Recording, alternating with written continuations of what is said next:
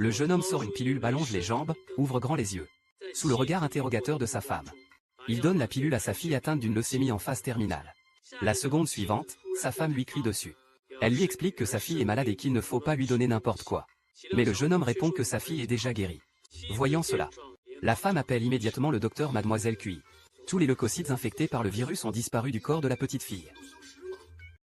Son corps est identique à celui d'une personne en bonne santé. Miracle! Et si le jeune homme a pu guérir sa fille? C'est simplement parce qu'il est un immortel venu du monde des cieux. En fait, pour affermir sa résolution spirituelle, l'immortel a envoyé une partie de son essence dans le monde des mortels pour y subir des épreuves. Mais cette partie de son essence s'est prise de passion pour les jeux d'argent. Non seulement il a vendu sa femme à un usurier, mais il a aussi causé la mort de sa fille de 5 ans. Après avoir appris cela, le grand maître a dépensé son énergie pour ouvrir un tunnel temporel, dans l'intention de descendre sur Terre pour réparer ce qui s'est passé à sa femme et à sa fille. Il a donc rené dans le corps de son avatar. Sans le savoir, la femme et la fille de son avatar subissaient actuellement les humiliations d'un tyran. En ce moment critique, une voix d'homme a retenti derrière moi. Ah. Ah. Imbécile. Tu oses tuer mes hommes? Tu en as assez de vivre? Attaquez-le. Ya ya ya. Ya.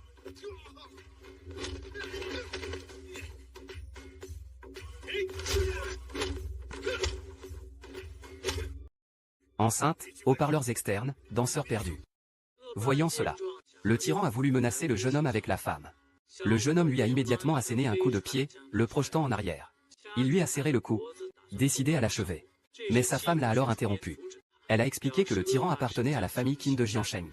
Une famille qu'il ne pouvait pas se permettre de contrarier. Ce que sa femme ignore, c'est que son mari est désormais un immortel vénéré dans les 3 mondes.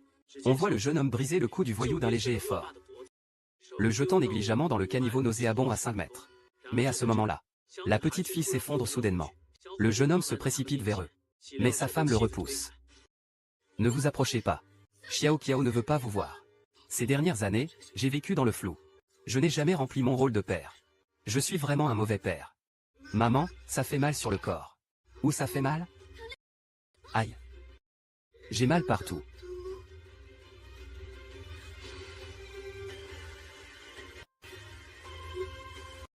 Qu'est-ce qui se passe?